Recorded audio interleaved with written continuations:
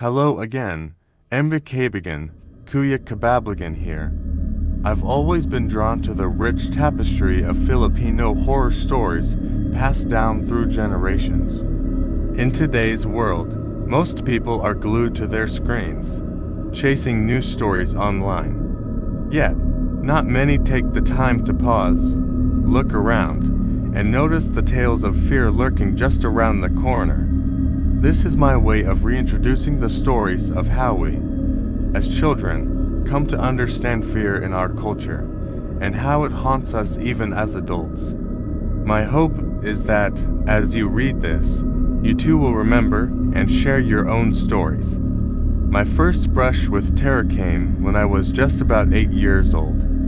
Our ancestral home was located in the old part of Manila, a house filled with stories passed down from uncles, aunts, and grandparents. One house in particular, one of 2 ancestral homes, had always been whispered about as one of the most haunted in the area. I had always thought the adults were just trying to scare us into behaving, but it turns out they weren't. Those other stories, though, will come later. For now, I'll start with the earliest experience I can remember. My mother came from a large family, 10 siblings in total. Most weekends, they'd gather, enjoying a few drinks and each other's company. These nights often stretched late into the evening, sometimes bleeding into the early hours when we had school the next day. It sounds irresponsible, but we didn't mind. With 30 cousins to play with, it felt like a never-ending adventure. But amidst all the fun, there was one shared, unspoken truth. All of us feared the second floor of that house.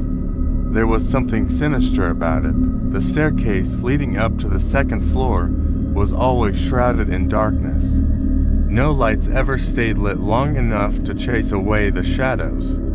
The house next door blocked any chance of natural light, and any bulbs they installed upstairs would flicker out within days. Eventually, everyone just gave up.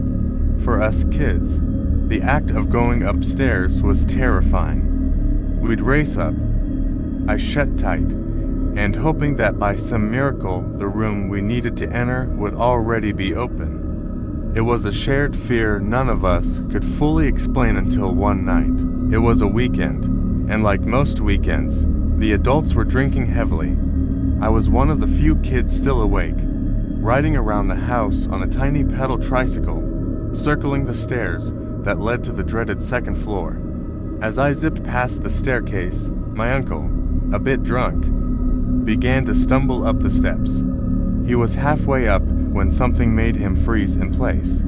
I stopped too, unsure if something was wrong. From where I stood, I could see his face, wide-eyed and pale, his drink slipping from his hand and crashing down the steps.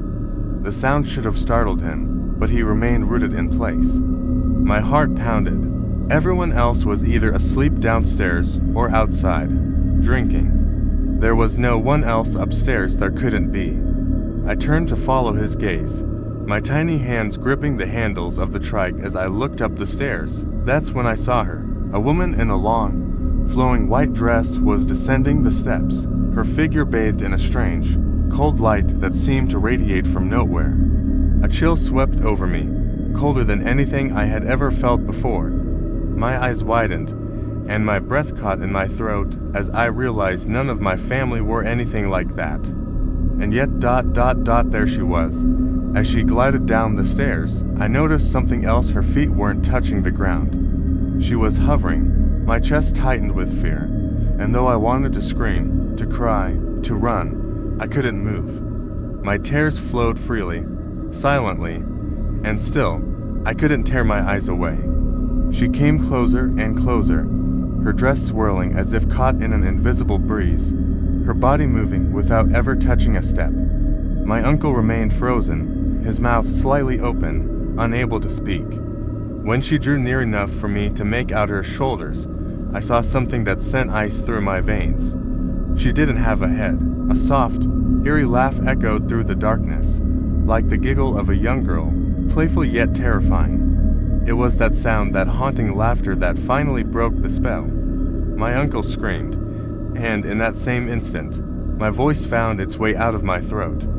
The two of us wailed in terror, the house erupting in chaos as everyone rushed in to see what had happened. By the time they reached us, the woman was gone. I don't remember much after that, just the warmth of my mother's arms as she held me close, my body trembling uncontrollably. It wasn't until much later that I realized I had wet myself in fear.